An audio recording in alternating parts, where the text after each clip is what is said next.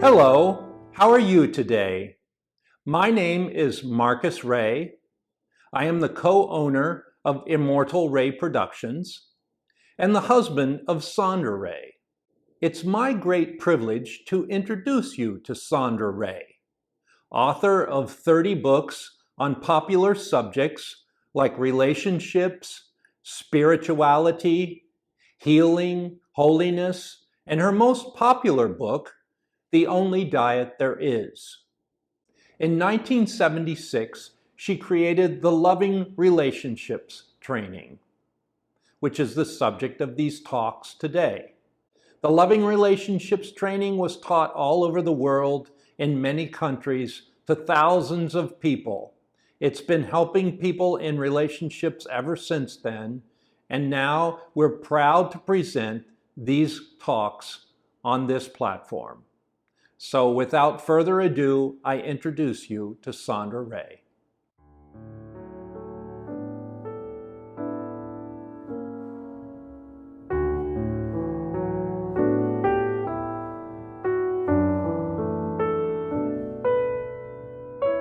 Welcome back to the LRT. This is the 5th segment, and it's about completing the family patterns. So we're going to start with pattern number 8, which is called the Scapegoat Pattern. Now, this is one of the new causes of divorce, by the way. This is where, for example, a man is very stressed out from work and then he has to commute at home, going home, and then he's more stressed out, and then he comes home and he dumps all his stress on the children or his wife, and they become the scapegoat. So this is called the Scapegoat Pattern. The word scapegoat actually came from ancient times when people in small villages gathered in the plaza and they got a goat and they pinned all their problems onto the goat, and then they sent the goat out to the woods to die, and the goat actually took on all the problems. And you know, even today, where there's race horses, they put goats in the pen with the horse, and if the horse is sick, the goat actually takes on the illness of the horse. Now, I don't know why goats do this, but that's where the term scapegoat came from. So you don't want to be a scapegoat, and you don't want anyone else to be a scapegoat in your family. So you don't want to be a scapegoat and allow others to dump all their problems onto you. Or you don't want to be the one that's dumping all your problems onto others in the family. What I do when I have problems, instead of dumping them onto my husband, I write to my spiritual masters, I write them letters about what I'm going through, and I put it under the altar cloth on my altar.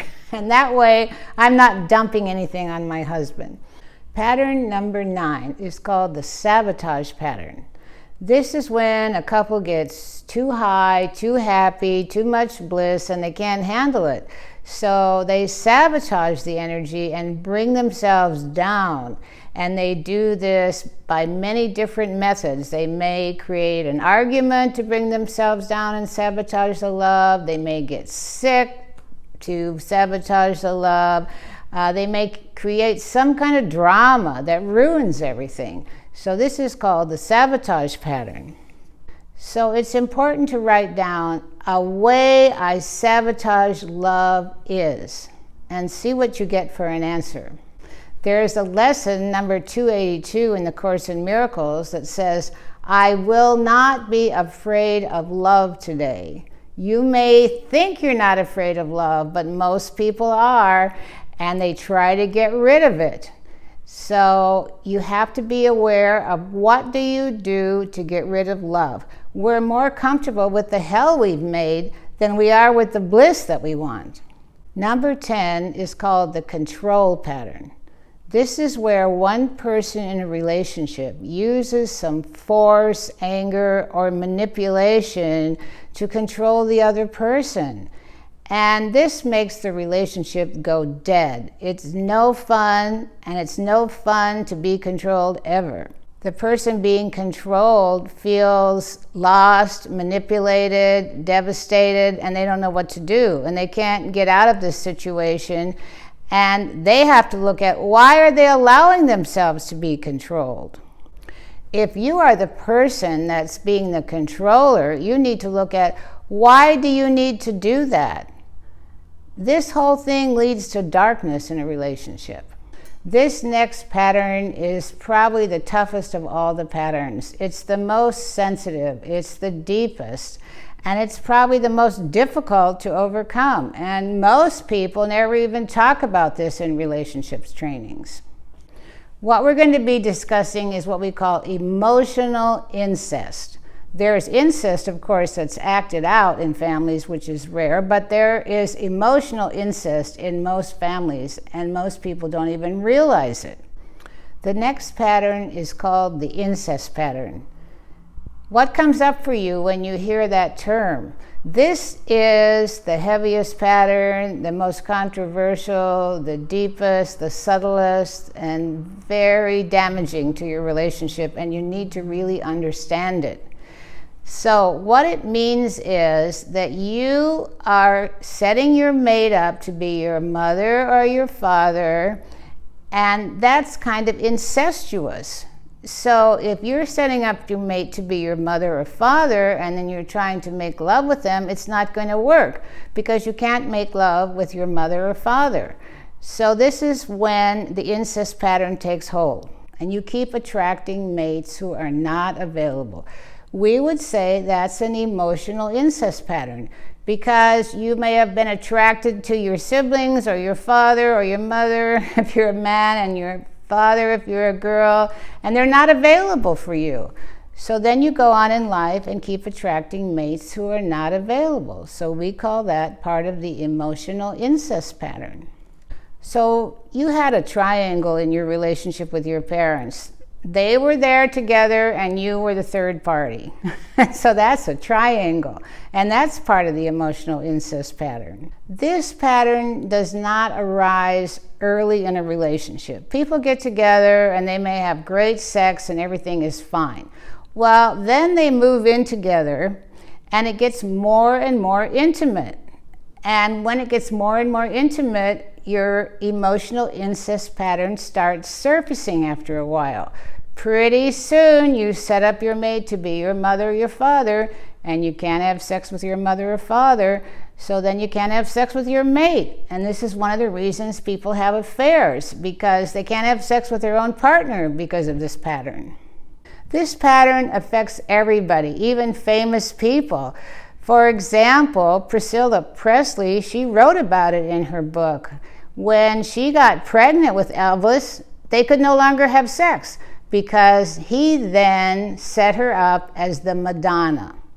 He set her up as his mother, and of course we all knew in America that Elvis was in love with his mother. There's such a thing in psychotherapy called the Madonna prostitute complex. And this is where a man, for example, can't get an erection with his own wife. Then he goes to a therapist because he's freaked out, because he can have erections with prostitutes, but he can't have an erection with his own wife. So this in therapy is called the Madonna prostitute complex. The reason he can't have an erection with his own wife, because he sets her up as the mother or the Madonna, and he doesn't do that with the prostitute. Okay, we have a process to help you look at this pattern. So close your eyes, relax, and just observe what comes up when I say the following things. Number 1, recall a time when you wanted to touch someone in your family and you couldn't. Number 2, recall a time when your mother or father touched you and it felt awkward. Number 3, recall a time when your parents saw you in the nude and there was embarrassment. Number 4, recall a time when you saw your parents nude. Number 5, recall a time when your parents expressed physical affection in your presence. Number 6, recall a time when your parents shut their door and you were not welcome. Number 7, recall a time when someone in your family had sexual feelings toward you. Number 8, recall a time when you had sexual feelings towards someone in your family or relatives. Number 9, Be aware if there is anything else for you to look at on the subject of family sexuality. Notice what came up for you. This is something you need to look at and breathe out. Once we did this process in Spain, and we heard a loud crash in the back, and a girl fainted and fell on the floor. So this is very deep work. There is this story that actually happened when I was teaching in Honolulu in Waikiki Beach. On Friday night of the LRT, a man stood up in the LRT and he said, "I want to know why my relationships all end the 9th year." He had 3 or 4 relationships that all ended the 9th year. So I said, "I don't know, but we'll try to find out during this training." So during this section of the incest pattern, this same man stood up and said he recalled a time when he heard his parents making love on the bathroom floor. Well, he didn't know for sure what they were doing, but he felt the energy and he wanted to be part of it. So he opened the door and went in, and his parents were having sexual intercourse. His mother really became upset. She jumped up and she grabbed him and she threw him against the wall on the other side, and then she slammed the door. And he felt excommunicated from them, and after that they rarely even talked to him. So I said to him, "Were you by chance 9 years old?" And he said, "That is it." And then he even shared with us that he could not have an erection unless all doors were open. That was so powerful for him to share that what happened was the door behind him flew open, and there was a tennis court there, and a guy playing tennis fell in the LRT. That's how powerful this was for him to share that memory. There was another student I had who confessed to me that he was always in love with his sister. And he could not get in a good relationship because every woman he set up as his sister, and then he couldn't have sex with them. And I said, "Well, maybe you need to go and confess this to your sister." So he got on a plane and he flew to Oregon where she was, and he put her in front of him. And then he suddenly decided to take off all his clothes because he was hoping she would take all her clothes off, because he wanted to see her in the nude, and he had never seen her in the nude in his whole life. Well, she wouldn't take off her clothes. But anyway, he at least confessed to her that he had been in love with her. So he came back and told me about this, and then he told me he had broken out in a rash all over his body because of the shame. Well, I said, "Call your sister and ask her how she's doing." He called her up, and she said she had a rash too. So that is how much shame came out of both of them. But the thing was, he got healed of this pattern, and after that, he was able to have a girlfriend who he did not set up as his sister. After that, the whole family came and took the LRT, and they all got healed. Pattern 12, this is called the helplessness pattern.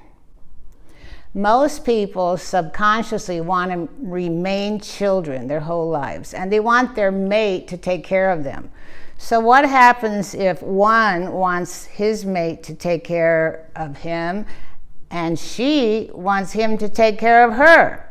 Then neither of them gets taken care of, and then they have resentment. Now there's 2 thoughts that put you in helplessness. One is the thought, "I can't," and the other one is, "I don't know." If you say, "I don't know," you're going to be in helplessness. If you say, "I can't," you're going to be in helplessness. So look at your relationships and see where you end up being helpless. And if those thoughts come up, "I can't" and "I don't know," and try to get yourself out of it, because that makes you end up being like a child. Pattern number 13 is called the struggle pattern. Most people have a lot of struggle in their life. They were struggling to get born. That's their birth trauma. They were struggling with their parents while they're growing up. They were struggling in school. And some people even have a thought, "I have to struggle to survive." So then the problem is having an easy, smooth relationship is too unfamiliar to tolerate. So we are addicted to struggle. And if you have a lot of struggle in your life, then you might attract a partner who is what we call a heavy case. That means they have a lot of negativity, a lot of baggage from the past. They're difficult, and you have to really work at it to make it with them. That would be your struggle pattern. Strugglers attract strugglers. People who have it easy, they attract easy relationships. Some people get into a struggle pattern where they think they have to fix their mate, and that's what their whole relationship is about. They're struggling to fix their mate. Enlightened couples do not need to fix each other. They fix themselves. Some people are struggling a lot with their bodies, and they have, for example, a lot of pain in their body. So we say all pain is the effort involved in clinging to a negative thought, or the struggle involved in clinging to a negative thought. So if you keep clinging to this negative thought, you will create pain in your body, and if you keep clinging to this thought, you might create a full-blown disease. People who have disease, they struggle a lot with their negative thoughts to create that disease. So we say all illness is mental illness.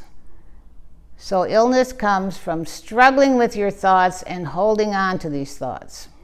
The last pattern, number 14, is the guilt pattern. Most people think there's something wrong with them, or they did something wrong, and then they're really guilty about that. And the main point about this pattern is that guilt demands punishment. Anytime you have guilt, you're going to create some punishment for yourself. You could have guilt about past lives. You could have guilt about your birth for hurting your mother at birth. You could have religious guilt, thinking you're a sinner, or you could have guilt about something that you did that was bad in this life. There's lots of different types of guilt. So I would like you to write down the 3 strongest things right now that you are the most guilty about. And after you do that, I'd like you to write down a way I am punishing myself for this guilt. So the way out of guilt is forgiving yourself. So you have to say, even though I made this mistake or that mistake, I still completely love and accept myself. In summary, we have covered the last 7 patterns. Number 8 is the scapegoat pattern. Number 9, the sabotage pattern. Number 10, the control pattern. Number 11 was the incest pattern. Number 12, the helplessness pattern. Number 13, the struggle pattern. And finally, 14, the guilt pattern. These are the patterns that most people are stuck in. And the purpose of this work is to become free of these patterns so they no longer run you. Thank you for joining us today, and we look forward to seeing you in the next segment.